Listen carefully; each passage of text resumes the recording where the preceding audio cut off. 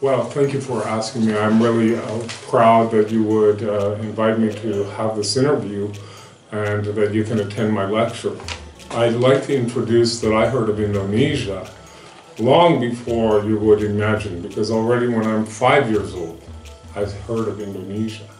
Because it turns out that my uncle and my great uncle were great sailors, and they built a sailboat in Hong Kong, Chinese junk, the best in the world, in 1938, and sailed with some Harvard scientists and a lady who was the heiress of Standard Oil on a scientific expedition with Dr. Fairchild, and the boat's name was the Cheng Ho, and they sailed through the Philippines, Moluccas, Borneo, Celebes, now we call Sulawesi, and Bali, and collected plants. So my Uncle Fenton, he inspired me. He told me stories about headhunters and cannibals and beautiful women who wore batiks. And I loved that already 5 years old. And my mother made what she called Java rice. So my uncle used to come back every 1 or 2 years, and you know, it was so exciting. Later on, I found out how important his expedition was, and now it's online. The Fairchild Botanical Gardens is in Miami, Florida. So if some of your readers and visitors to the website would like to see that, there's a excellent link with early photographs from before the war. So that's what I grew up on, and then when I wanted to go traveling, I was a young man, I finished for university, I wanted to find out the meaning of life. And so I went on trip 1978.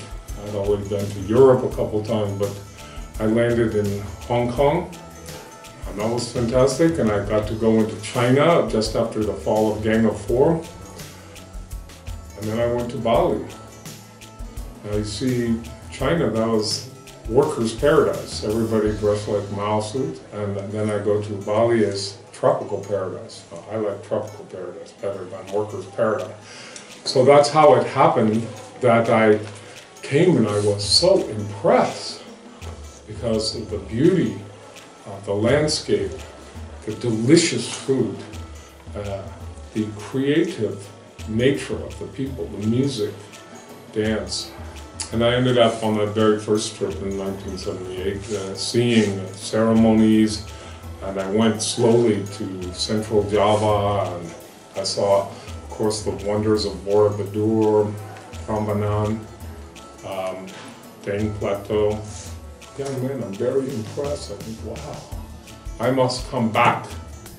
And that was the beginning, and I have still to this time. That 1978 was, I'm a little bit young for the top expert guys, and most of them came around 1973, some 1970. But for me, 1978 is, how we can tell is Bali. In Kuta Beach, when in 1973 they have only sandy road, but in 1978 they have one road with pavement, one road. So I was there already just one road, but that's still Pohon Kalapa, and so we can see beautiful gardens between Kuta and Legion. Now it's too full of Gillette, Gillette. Okay, so that's my first impression, and I loved immediately the textiles. Because the textiles, quality. I could feel the quality, and I could see the motifs, and I could understand this is ancient symbolism, but I didn't know enough. I realized I must come back and I must study. That was the beginning. Well, as a matter of fact, I love all of the Indonesian textiles. So, you know, let's make a little correction here. But it's kind of like a father loves his firstborn very much. I love Lampung, especially after all these islands, because Lampung offers different techniques of weaving. Has ikat, has batik, has the supplementary weft like tampons, beautiful tapis with chumi and Kain boat kapal, so very fascinating about the history. But I also like textiles from Borneo, Toraja, Sumba, and some of the great batiks from the court of Java. Who cannot wait? And so I have lectured on other areas as well. But these are my suggestions, because I feel it's a little bit of a pity that actually the Orang Buli, they can sometimes be more expert than Indonesian people. They sometimes can love the Indonesian textile more than Indonesian people. Now, sometimes Indonesian people, they love the painting from Europe. And they don't love, maybe they love Chinese porcelain, it's good. Can love anything sometime from another place. So for me, Indonesia is exotic. For Indonesian people, Indonesian textile not exotic, but actually your art is fabulous. You look the world. Those textiles they make in Peru from ancient time, but that's already finished 500 years ago. Or you look at the people can make textile in American Indian, Navajo, maybe one piece worth $1 million, good one. You can look in Europe, they make nice textiles. Some people from Ottoman Turkey or India, Iran, they make beautiful. But for me, Indonesian, they still can make. They have the heart,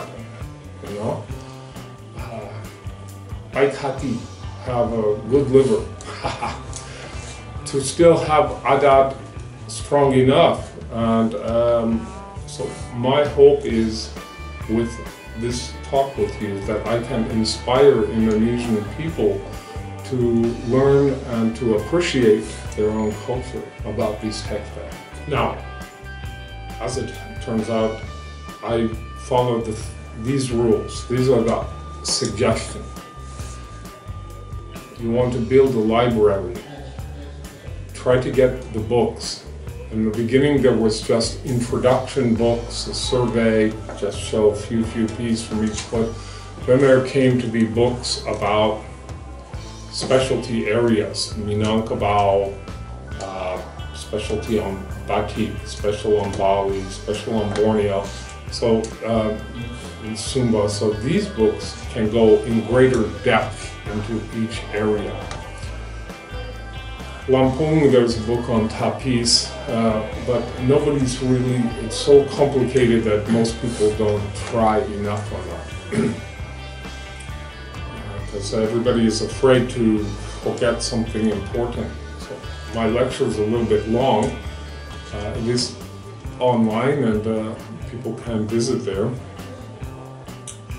But I feel that Indonesia is already one of the world's richest countries. Most people think, oh, Indonesia must be poor people. No, rich, educated.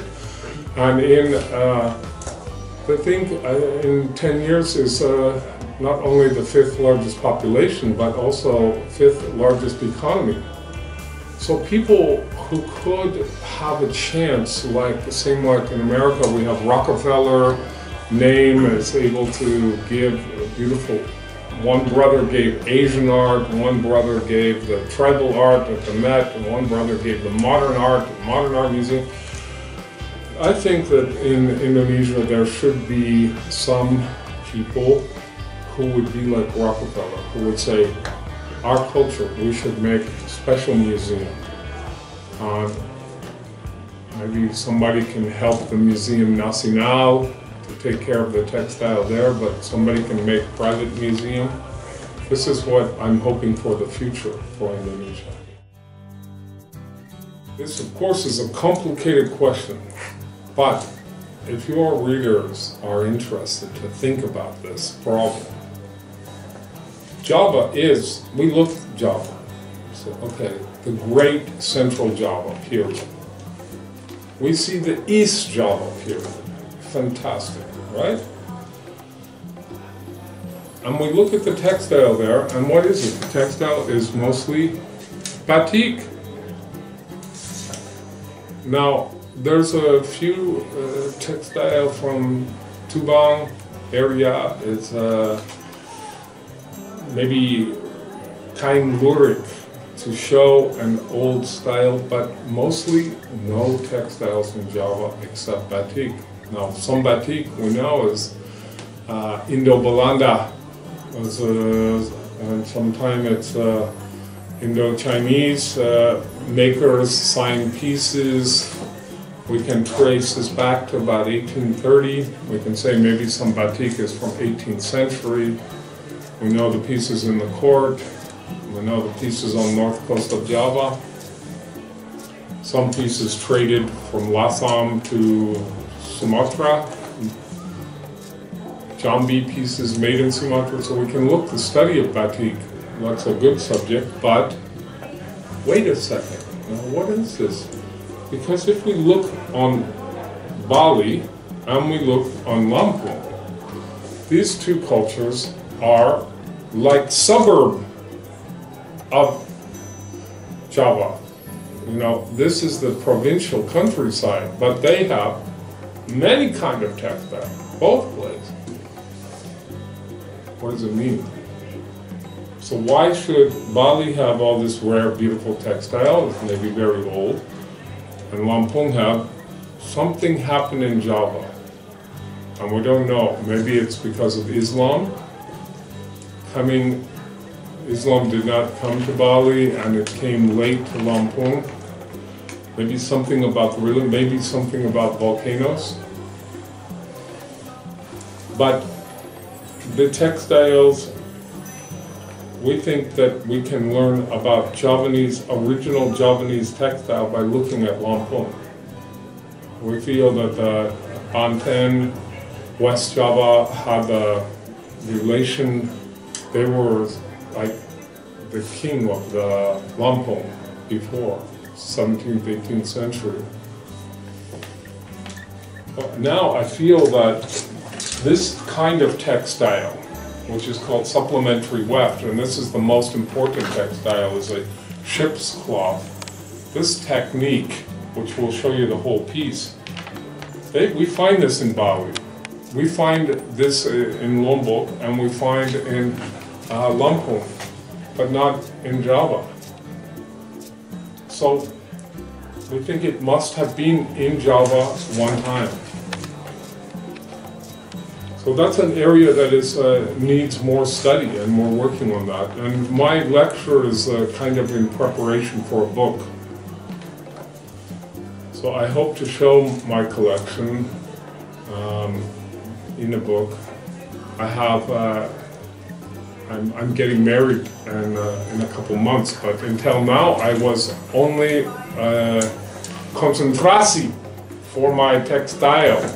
That if you want to make a serious collection, you have to have no children, because if you have children, you have to go to university, then you have no money, and so if you want to make a serious collection, you should get the library of the books, you should go to the old museum, especially in Europe, and try to see pieces, go to exhibitions at museums when they have a special exhibition, conference, listen to lectures, see dealers, visit different dealers. There's a short list of world-class serious dealers. And my recommendation is that remember that people get what they pay for. So you cannot get a masterpiece for cheap. It's the wrong idea. Better to buy a masterpiece, put the money in one place, get a great piece you can afford. And then I think that the Indonesian people will be more and more proud of their textile tradition. I completely agree with that saying, and that's just one way of saying it. I'm sure in Indonesian they have a saying as well, because look at Indonesia, it's like archaeology, because we can start with the old religion. This is the megalithic culture. We look at the big stones, and we can see that the Stone Age intersect them with the Bronze Age. So we look at going from animistic beliefs that the people worship for ancestors. Ancestor is extremely important. Even now, what do I believe? I believe we must be respectful to ancestor, because how do we learn? We learn from our teachers before. How about our DNA? We study biology, we become very concentracy science, we learn DNA has come from the ancestor. So actually the people who believe for the ancestors to teach and to try to respect, I think it's correct. And then you look at other things like the agriculture and how we look at the weather, the sun, moon, the fertility, the belief in having children and having some success with growing the rice. This is very important, and we see this in Indonesia on the first layer. On the second layer, there's the Bronze Age, and this bronze tools, some culture coming in of the development of a more sophisticated city-states and kampong principalities. Interesting that Java had bronze foundry culture, but so did Bali. We found these drums called Dongson drums in the different places in Indonesia. So we can see that already, and this is what I want to mention, Dongson comes from a name in Vietnam. So Vietnam, already before India, before the Chinese, there was trade routes with boats bringing these bronze objects. We found the bronze object, even hand axe, in Lake Sentani in West Papua, Irian Jaya. So this is then we see also in the bronze, we see the ancestor wearing big feather headdress. But where do those big feathers come from? They don't come from mainland Southeast. They come from New Guinea. So we know that they have to get the feathers, they trade the bronze. This is like, okay, so this, what I want to say is that there's always been a connection. So then came the Indian. We know that the Indian period, Indian influence, but Indonesia always made its own way. It's not, Indonesia is not India. You know, they're very important, but they have important, not only the major temples, Hindu influence, Buddhist influence, Wayang influence, this so important story, but that's relating to the spice. So from Maluku, get some good spice, trading, even by the Roman time. European, they want to come in. So how do they get that spice? Okay, so long story short is that first the people, the Arabics were trading, and cross-pollination, we have influence from people making the Hajj. So then came Europeans by sail, colonial period, Chinese influence in bringing down porcelains and exchanging tools. So it's very complex, and I think that we can look in Buddhist art and see that the Vietnamese has very similar, some Cambodian is similar, Srivijaya has relation. So you asked me a little bit complicated question, because Indonesia is part of Southeast Asia, but it's also a special place. In Majapahit time, the whole islands were together. So I feel that, that Indonesia is ready for the new Majapahit time.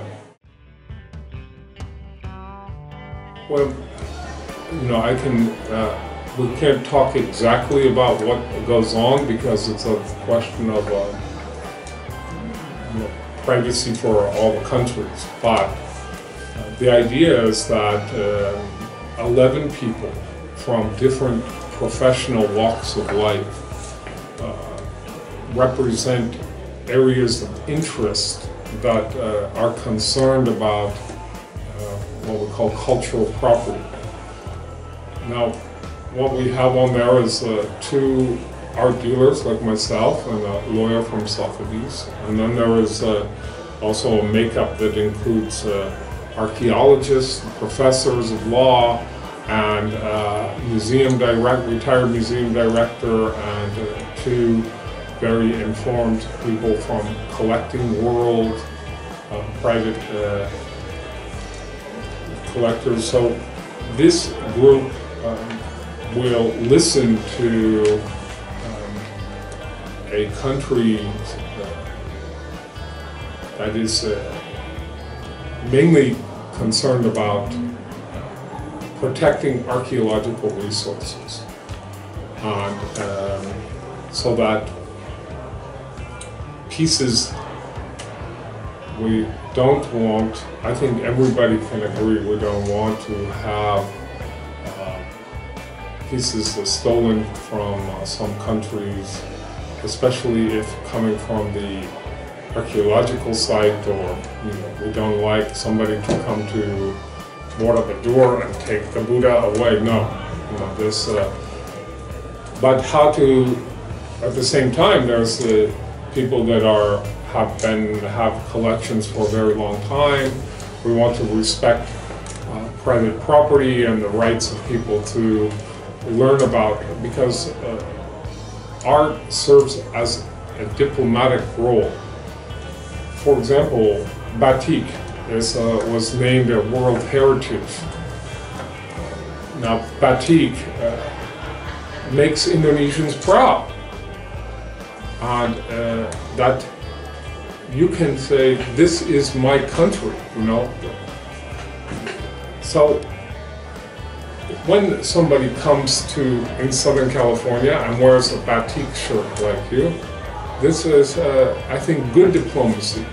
Or if the museum has an exhibition of Indonesian topeng, for example, the masks help tell us about the history of Indonesia. So art is important. If all the art only went back to every country, then we are not understanding the other society. So we do not make the decisions. We listen to every side and then formulate by voting an opinion of an advice that we would pass on to the State Department. Then they will listen to our advice, and then they will make a decision about whether certain kind of pieces should not be allowed to come into America, or that they must have what we call provenance. It's a history of collecting. So that's been a great honor for me to be invited by President Obama to come to serve on this. And I'd like to say that I think President Obama is a good president because he lived in Indonesia. Okay, let's say like this, we have to say that for me, it makes me happy. I did not meet President Obama yet. I would like to meet him, and then I can speak some Indonesian. It would be very nice to see how much he can remember. Belum lupa, saya pikir belum lupa.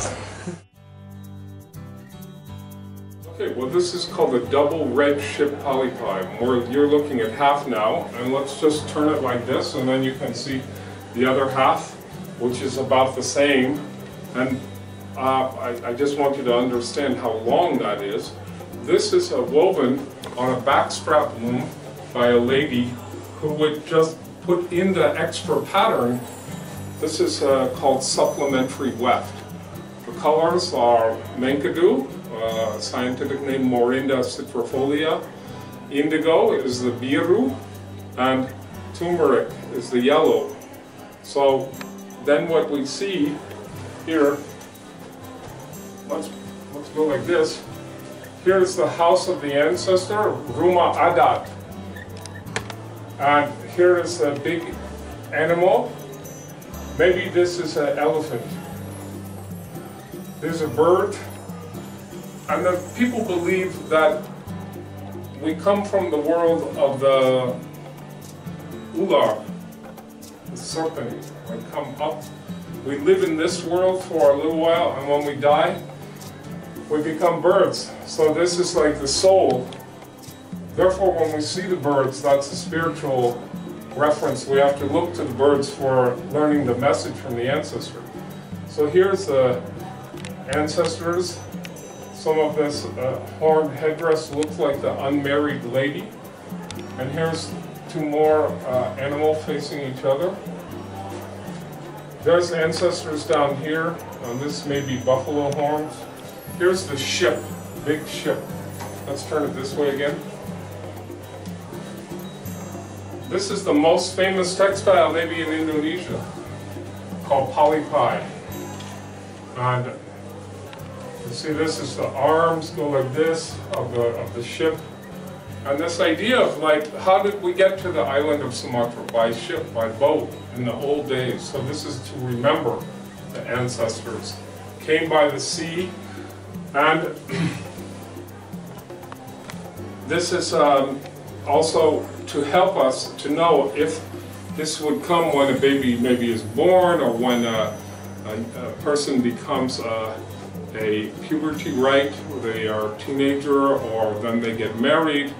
Maybe the married is the two ship is the two families.